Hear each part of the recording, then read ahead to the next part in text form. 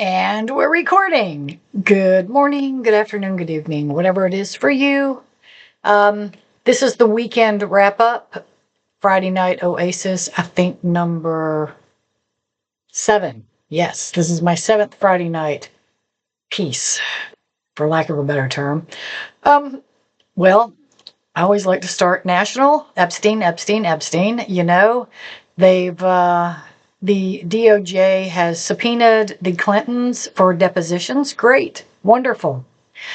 When are they going to subpoena Trump for depositions when his name is in half the emails that have been released from the Epstein estate? Because the government has yet to release the Epstein files, even though they've been signed off on, and they have 30 days to release them.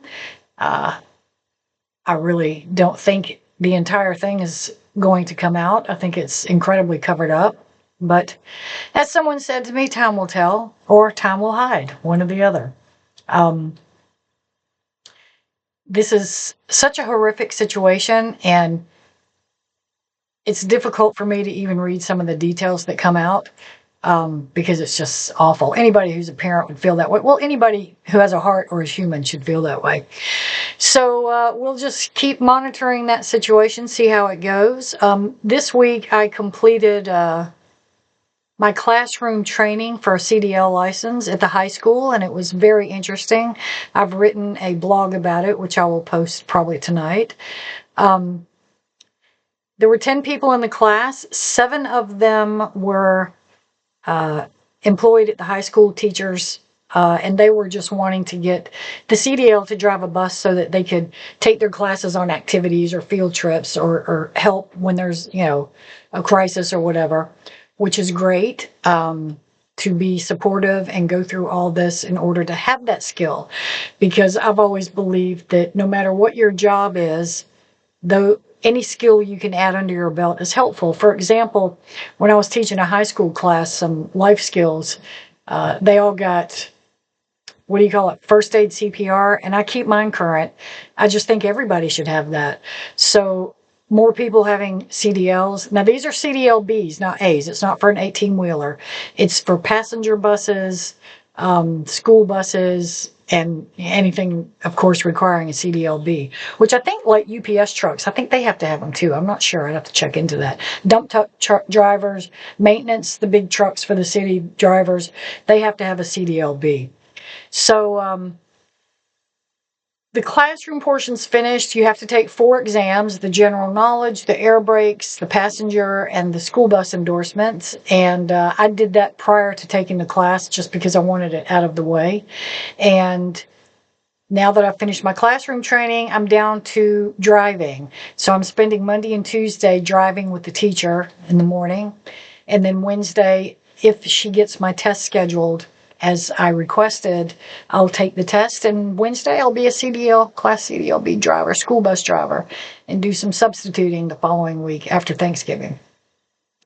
So in this class, 3 of us were there for jobs. One girl who I found to be probably the most interesting. I really liked her.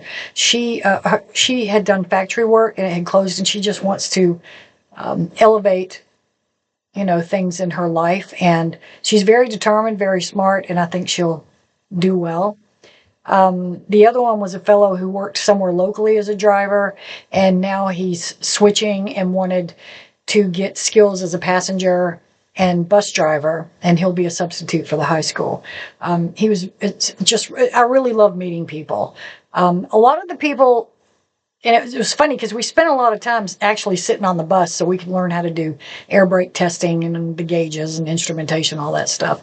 So, you get to know people. You know what it's like when you do any kind of training in tight quarters for lengths of time, because this was, every day, all day for a week. A lot of people aren't from this area, which kind of surprised me, but it brought a really nice flavor to the conversations. Me being the observer, I didn't interact a lot. I like to listen and watch. Plus, it was hard for me to keep attention because I knew I'd already done all the testing. So that was fun. I'll probably speak more to this once I'm actually out there on the road because I'm quite nervous about it. Bus drivers have a big responsibility, not only in safety of driving, but safety of the kids. And you've got a lot of children to deal with, and there might be behavior issues or parental interactions. You know, it's a lot. And I don't think bus drivers get recognized, school bus drivers get recognized enough. So, you know, if you got a child in Halifax County Public School System that rides a school bus, send a gift, write a note, call the school and tell them you got an awesome bus driver. Okay, I want to show a few little updates to the website. I really wish I would get more interaction about events coming up. I scour Facebook as much as I can, but some of them get posted just a couple days before the event, and by the time I get them on the website, you know, they're not much valid anymore. So here it is. And what do we have here? Let me go to this screen. Of course, I've updated the local price watch when you click on that. This I update every Friday. And that's week 1 through 6. But if you scroll down, what's going on with my computer here? Why won't it scroll down? Damn it. Then you've got week 7, 8, 9, 10, 11, 12. The main thing is gas went up, then it slightly went down. Cigarettes went up. I've added coffee because somebody asked me to start monitoring coffee prices. What I find interesting is the price and then the VIP price for some items. For example, look at week 8 and 9 on bread. It's the 5th one down. The 6th one down. It's $2.39 regular price, but one week a VIP price is $1.39. Well, this week the VIP price was $1.99. So VIP prices tend to fluctuate a lot. Look at the one above it, the chips, $2.49 versus $3.99. And look at the soda, $7.99 versus $5.49. That's a huge difference. So that's what's happening on that. I think I told you last week the election information has been updated. This is our blogs. I've got a few I've added. I've got one I'm adding tonight. I've added this calendar. I haven't been following this calendar very well, and I apologize for that. For example, this week I had 2 really big important interviews, and they both canceled. The first one because of a death in the family. That was Brian. I hope things are okay with you. And the other one was the Gordon Smart interview, which I'll talk about in just a minute. What else has changed on here? We've got our podcast links, our towns and communities. I have not added anything to that. The events I have updated. The local scam watch has something new on it, and I have not had the opportunity to work on meetings and documents. So a little bit of new stuff, a lot not there. So let's go back to here. And I want to tell you what has been happening this week. Let me look at my list. I did a story, kind of a spur of the moment, with the library. That was wonderful. I loved meeting everybody there and hearing all the things that the library has to offer. It was great. A lot more than I anticipated because I haven't been there in so long. So go by and see things at the library. Watch that library video. They've got a section on the outside that you can get all these free books, free DVDs, free movies. And if you've got stuff to get rid of, you can drop it off there. It's just like this really cool swap on the exterior of the library. They posted their hours. They have some children's time for things. They have a theme table every month. This month is Japanese stuff, which was pretty cool. So yeah, that was really good doing the library video. I enjoyed it. Now, like I said, Monday I was supposed to have an interview with Mr. Brown of the Industrial Development Authority, but he had a death in his family and had to put it off. So maybe we can reschedule that next week, or probably after Thanksgiving, I'm guessing. The other interview I had was with finally the sit down with Gordon and Smart, and it had to be rescheduled again because the Board of Supervisors called a special meeting. We'll talk about that in a minute. There's been a lot of contention between the sitting Board of Supervisor of District 5, Robbie Smart, and the candidate for District, I believe it was 6, James Gordon. And they agreed to sit down and just kind of talk things out. And this was scheduled and set up before the election. Then Mr. Smart contacted me and said, I'm not comfortable doing this prior to the election. We'll do it after the election. I said, okay, fine. So we rescheduled it. Mr. Gordon agreed. Everything was set up. Then Mr. Smart contacted me and said he wouldn't be able to do it because, or he wanted to schedule it earlier, but I couldn't do that. And there was a special Board of Supervisors meeting called. So we rescheduled it to the following week, which would have been this week. Yeah, that would have been Thursday. And I had a room set up at the library and we were ready to go. And then I got another text message from Mr. Smart saying that after much thought, he did not want to do the interview because he felt it might be confrontational and he just wants to talk to people one-on-one at town halls. In my opinion, I do not feel in any way, shape, or form that that is healthy communication.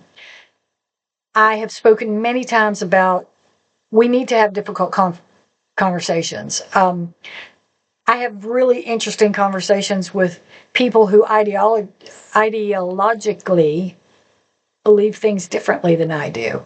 But if we can't maintain respect and have conversations with people we disagree with, what hope is there in building any bridge? So I wrote him back and just said, I'm extremely disappointed. I've rescheduled this several times, more than one time. And it was something that I had viewers that were really looking forward to this. So I'm very disappointed, and it's making me feel a little differently about our relationship going forward, because I guess when people tell me they're going to do something, I count on that. I don't break my word, and if I tell someone I will do something, I do it. And if I can't, I apologize and make up for it, or I'll do something else or whatever. But I just felt totally blown off, let's put it that way. But the good news is, since I already have a room reserved, and I've already set everything up, and I've already advertised, etc., me and Mr. Gordon are going to sit down and talk over the election that we just had for the Board of Supervisors here in the county. And he's also agreed to do a separate interview for me regarding, TBI, traumatic brain injury. He has shared some things on Facebook about noise, like gunfire, doing it. I thought it was just football players and boxers. But anyway, I did a little research, and it's a topic that is very much worth making people aware of and discussing. So that's going to be a double thing. Not at the same time, but it'll be separate. It'll be separate topics or separate discussions with Mr. Gordon, and they will be uploaded and published separately. But the first one will be about the election. The second one will be about TBI. So I'm looking forward to that, and I appreciate him taking the time to follow through and keep his promise to do this. Let's see. What else? Okay, the Board of Supervisors, the specially called meeting. A lot of people were making suppositions about it, what it was about, including myself. I thought for sure they were going to say that they were going to hire Miss Morgan full time, without the process, kind of like what happened with Mr. Braid. And oh yeah, my interview with him is on for Monday, so that's good. And I think and then Gordon Tuesday. Yeah, so I do have the new county administrator, Ron Braid, has agreed to give me an interview Monday, and I'll record that and then probably upload it Monday or Tuesday evening. But this Board of Supervisors meeting, now what I want to do is show you a clip from it. All right, here we go. And you'll see, well, where'd my play go? You see how far at the end here? Because all this was when they were in the closed session. The whole thing. This is why I'm so grateful that they are live streaming. Because if I'd had to sit there all this time, I would have gotten a fair bit accurate. But then they come back, and here's what they say. You got it under control. All right. Okay, I need a motion to certify. So moved. Second. Okay, can I have roll call, please? Okay, they're going to do the roll call, just meaning everybody's back. But you do notice there's I'm sorry, Vice Chairman. Stanley Brandon's not there. Chairman Claiborne, and only Supervisor McDowell, Mr. Braid is to the Supervisor far Liddell, left over here. Supervisor Riddle, Usually Miss Morgan sits here and Mr. Brown sits here. This is Monty Thompson, who is supervisor-elect, and this is Jeff Oakes, who is supervisor-elect. Yes, I'll make a motion to authorize the county administrator to enter into a per-hour consulting contract with Tamika Morgan to provide financial services, and to also transition to the Berkeley Group for financial services. All right, so let me stop right there because, oh, where's my mouse? Get back here. What he's saying is they're authorizing the county administrator to contract with Tamika Morgan, the one who is doing it now, that's been part of all the controversy, for financial services, as well as, I think it was the Burke Group. So, in other words, what the county's going to start doing is using a third-party financial services. I'm not sure if that means they're not going to hire their own financial person. I don't think they're going to fill that position, but they're going to use these outside sources, including Miss Morgan, I guess in tandem. This is what I drew from it. Now, if I'm wrong, somebody tell me. So let's go back and look at more.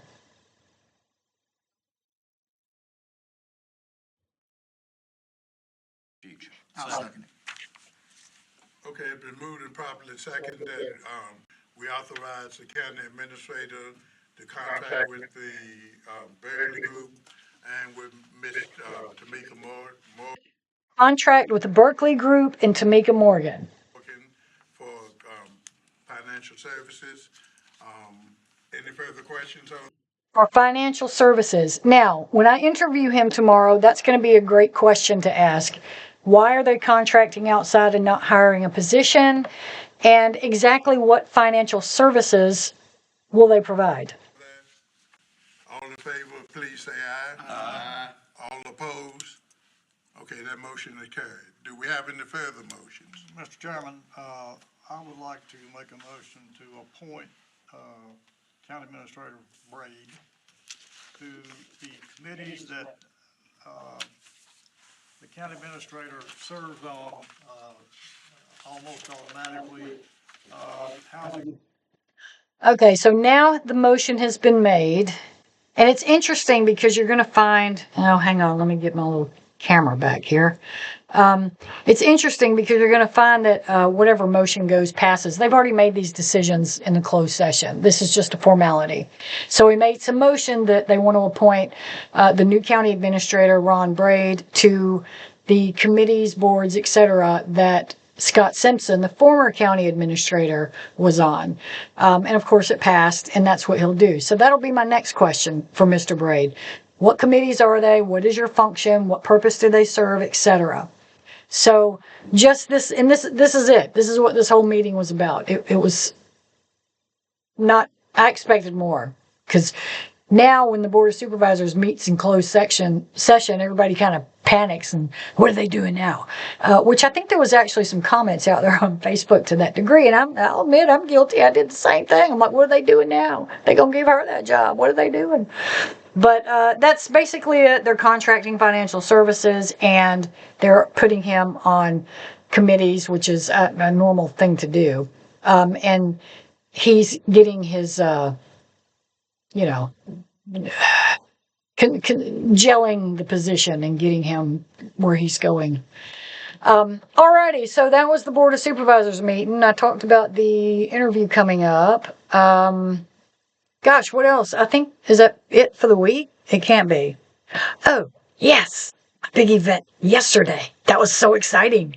And I think I already did post the video. And if anybody's clever enough, you're going to figure out my time is off. I'm saying this is my Friday night, but the event I posted was Saturday. So yeah, I'm a day late with my Friday night. But we're going to pretend this is my Friday night, because basically Friday night's just a weekly wrap up. So I'm predicting what I did the next day. Whatever. I can't think about it. There was a meeting of the Halifax County Democrats, kind of a celebratory meeting, and to because they won a lot of offices in the last election cycle. But the people that attended, they had 3 of the 5 congressional candidates for District 5, which is us. That's something I want to map out. And as I prepare for next year's election cycle, I will do the same thing on the election page for you. I'll map out the districts so you can see what's what and who's running where and what's going on. But this is for I think it's the McGuire. McGuire is the one in the position they're vying for now. So the 3 people I met were, I won't remember last name. Where are my cards? I've got all their cards right here. Yeah. All right. The first one was a guy named Mike Pruitt. He grew up in a rural corner of the Blue Ridge Mountains and served in the United States Navy. He was deployed twice to the Middle East. He is a civil rights attorney and serves on Albemarle County Board of Supervisors. He's worked on things like broadband, and I think he said something like 99%. If you watch the video, 99% of his county now has internet. That's amazing. We need that here, and we know that's an issue. His other platforms are about creating good-paying jobs and fighting for rural communities to get their fair share. He's running for Congress because he believes we can do better. Working families are struggling. Washington politicians are making things worse. He'll fight for opportunity and affordability. And he'll ensure that Virginians get a safe place to live, quality health care, and a secure retirement. So this is his little advertisement and platform. And there's a scanny thing there if you're interested. Am I doing that right? Yeah, there you go. And then the next one was Katie Zabrinsky, and her card says 5 service pillars and 5 priorities for the 5th. I like the alliteration, 5 for the 5th, because we are the 5th district of Virginia. And this is her card, and it's got her information on it. And on the back, it says, she's boring, and I like that. That's cute. I love the card. That's really cool. And I think this is going to be license plate. She said, Kate, get it? K8 for Virginia 5. I like that too. That's great marketing.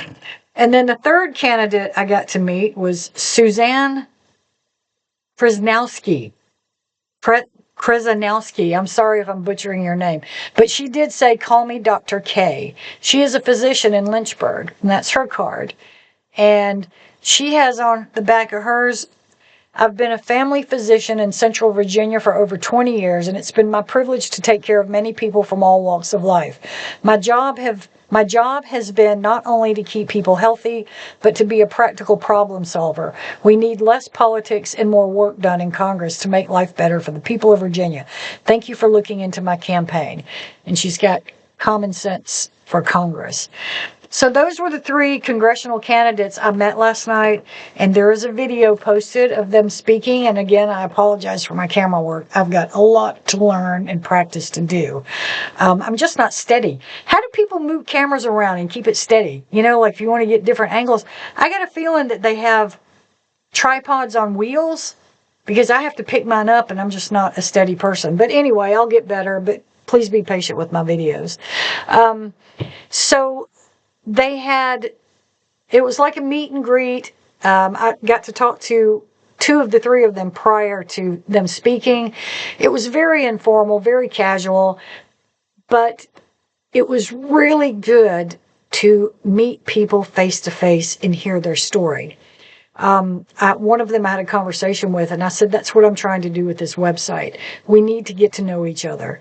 Everybody's got a story, and we need to listen to it, and listen to it with an open heart and an open mind and compassion and kindness. But I will say that a lot of it just sounded like politics as usual. The main things they were stressing was healthcare. Of course, affordability is the buzzword now, but healthcare is the main thing that I got out of what they all talked about. But Mr. Pruitt shared some very personal stories, and that's what made me feel connected to him and wanting to hear more or explore his campaign further. Miss Kate Brzezinski, that was it, Miss Brzezinski, she's got a lot of experience in service and leadership, and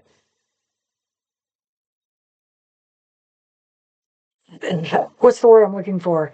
Just a background of experience that I think would suit well in a leadership position. And Dr. K, she is just so much heart. She is so passionate about taking care of people. And she feels so frustrated with our system that she wants to move forward. And she's joined this race in order to try to be a part of a solution and a problem solver. And when I say a lot of it just sounded like politics as usual, well, it's not fair in the very first meet and greet, I guess, to say that, because this is what we need to question them about, explore their websites, listen to more forums, have town halls, have questions and answers.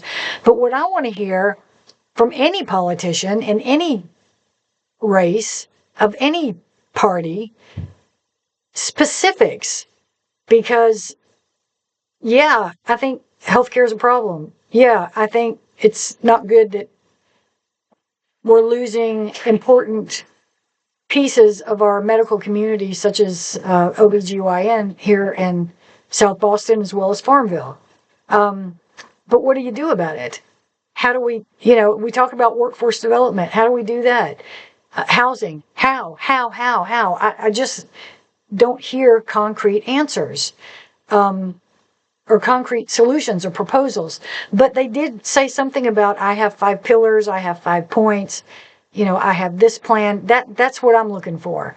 So it was great to meet them and put a face to their, face to the names and start understanding more about politics on more of a state level and national level, because I've been focused on local. And afterward, as I was trying to digest the personalities, it made me think of the Wizard of Oz. You had, somebody with so much heart, somebody with so much brain, somebody with so much courage. If you combine these 3 people, it'd be great. But I'm sure each of them will have their strengths, and then what you agree with or feel, trust, or believe they can do. I think that's probably what I mean by same old political talk, because my trust in any politician is pretty much gone. I have a lot of misgivings about the party I'm in or affiliated with. It's kind of like people. You know how you say most people, 80%, 85, 90% of people are just buttholes. Well, I feel like 95% of politicians are just full of themselves. They don't know what it's really like. This is why I say Dr. K has so much heart in her passion for healthcare, because she's been there, done that with all people of all walks of life. Because I see people in 2 tiers. You got, pretty much the haves and the have-nots, and it shouldn't be that way. But Mr. Pruitt also gave an incredibly touching personal story of how he came to be the believer of his platform. And those stories are the connectors. And Miss Kate she's just so intelligent. She listens, which is something that's difficult for most people. She really listens. I like that too. So there was a lot of positives. It was very encouraging to meet these people, and I look forward to following them later. But my thing is I want to encourage other people to do the same. I've tried to get a meeting with the Republican Party in county, but I haven't gotten any calls returned. If anybody knows any of them and can help set me up, that'd be great. Because I'm actually probably a little more interested in talking to you. Because that expression, preaching to the choir, it's like everything they were saying were things I agree with. Otherwise, I wouldn't have been there.